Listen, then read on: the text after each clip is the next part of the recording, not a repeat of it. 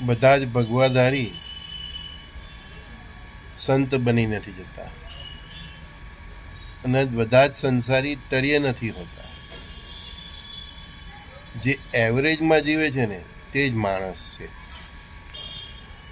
તમે સંત હો કે સંસારી, તમારું આચરણ સિદ્ધ કરે છે કે તમે શું છો અને શું પ્રાપ્ત કર્યું છે. દુનિયાની કોઈ પણ પોઝિશનમાં હો, એક સામાન્ય ઝૂંપડામાં પણ રહેતા હોય ને કે ફૂટપાથ પર પણ રહેતા હોય ને, ત્યાંથી પણ તમે સંસારની આગેવાની કરી શકો છો. ત્યાંથી પણ તમે સંસારને કંઈ ને કંઈ આપી શકો છો. મૂળ તો આપણા અંદર ગટ્સ હોવા જોઈએ. બાકી અત્યારે આપણે જે દુનિયામાં રહ્યા છે ને, બોલિવૂડ, હોલિવૂડ, પોલિટિક્સ, એ સેલિબ્રિટીઓમાં પણ ગટ્સ નથી. ઘણા સેલિબ્રિટીઓમાં પણ એવા કોઈ ગટ્સ નથી કે સંસારને કોઈ યોગ્ય દિશા આપી શકે. આપણું જીવન એવું હોવું જોઈએ કે આપણે બીજાના રોલ મોડેલ બનીએ. એના માટે જરૂરી નથી કે આપણી પાસે બધા સંસાધનો હોય, આપણી પોઝિશન હોય, પદ હોય, પ્રતિષ્ઠા હોય. દુનિયાના કોઈ પણ ખૂણે હોય, મેં તમને કહ્યું તેમ ફૂટપાથ પર રહેતો હોય ને માણસ, એ પણ કોઈ વ્યક્તિનો આદર્શ બની શકે છે. બસ જીવન એવી રીતે જીવતો હોવો જોઈએ કે એનામાંથી કોઈને પ્રેરણા મળે.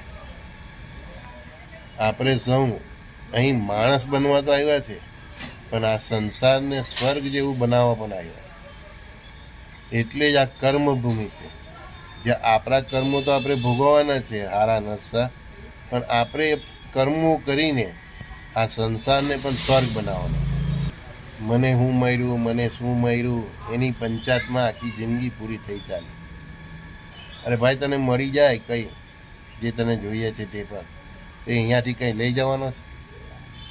મને શું મળ્યું તે નહીં, મેં શું આ સંસારને આપ્યું તે મહત્વનું. ઉપર જવો ને ભાઈ, જ્યાં ચોપડામાં હિસાબ થયો ને, ત્યારે એમ તમારે બંગાસ નથી પાડવાની. ત્યાં મને આ મળ્યું, એ તો તું બધું અહીં મેલીને જવાનો હે ને. ત્યાં એ જ વસ્તુ કામ આવે છે કે ત્યાં સંસારને શું આપ્યું એની નોંધ લેવાય છે. બાકી અહીંયાથી ખાધું ને ભાઈ, તે નીચે જઈને નરક જ થાય. 5,000ની ડીશ ખાય કે 500વાળી ખાય, પણ એ જે ભોજન છે એ બનાવનાર વ્યક્તિનો એમાં ભાવ હોય છે ને, એ ભાવ તમારું ચરિત્ર અને મન બુદ્ધિને અસર કરે છે. સમજ?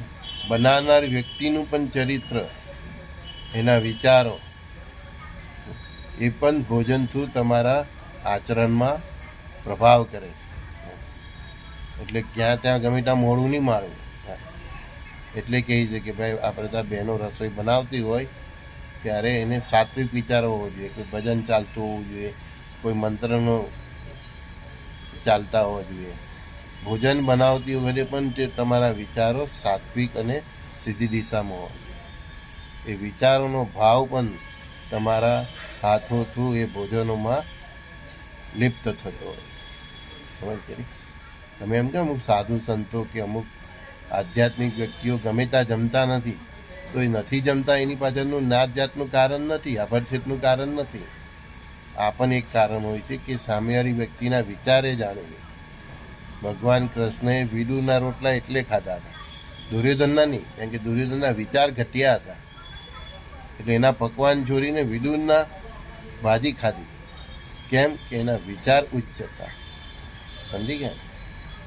અવતારી પુરુષો આ રીતે અવતાર લઈને આપણને સમજાવતા હોય છે. આપણે શું સમજીએ છીએ એ તો આપણી વાત છે. અને સમજીએ તો આ જીવન છે તે સોનામાં સુગંધ ભરે છે. સમજી ગયા? ભગવાન મનુષ્ય તરીકે આપણને જન્મ તો આપે છે, પણ તકલીફ એ છે કે માણસ બનતા બનતા આખી જિંદગી નીકળી જાય છે, આયુષ્ય પૂરું થઈ જાય છે, તો પણ આપણે માણસ નથી બની શકતા. તો સંત, અવધૂત, ઓલિયા તો બહુ દૂરની વાત થઈ ભાઈ. સમજાય? પણ પેલું મગજમાં નીકળે તો ને, મને હું મળ્યું, આ મને હું મળ્યું તેમાં જ જિંદગી બરબાદ થઈ ગઈ. મેં શું આપ્યું એની પર વિચાર કરો. કેમ ફરી કહું છું, આપણે અહીં આપવા જ આવ્યા છે. સંજય બોલીવાલાના રાટેકારા સત્સંગના સૌને પ્રણામ.